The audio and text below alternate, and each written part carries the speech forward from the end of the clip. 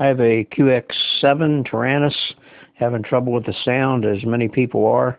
In just a few seconds, I'm going to show you on the radio how I fix that, but I want to let you know that this is a temporary fix.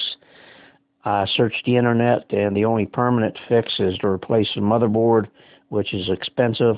So here's how you can temporarily fix it. Sometimes this procedure will work and your sound will stay on for weeks at a time. Other times, as soon as you shut your radio off and turn it back on, the sound is gone. You have to do it again, but it is a very quick, easy way to get your sound going. Works for me. Hope it works for you. Let me show you what mine does not do.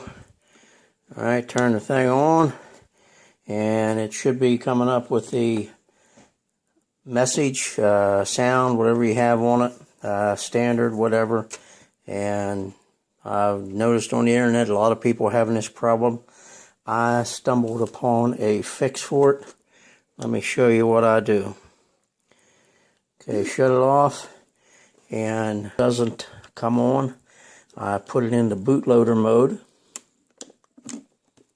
Alright, and it says write firmware. I'll push enter, and I don't write it, don't go any further than that. Come over to the exit button over here, push exit, drop it down to restore EEPROM, hit enter, don't restore it, don't go any further, hit exit button again. Then I go down to exit, push exit. Alright, I turn it off.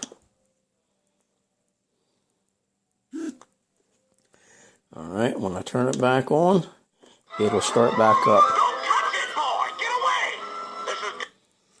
Okay, now that works for mine 9 out of 10 times.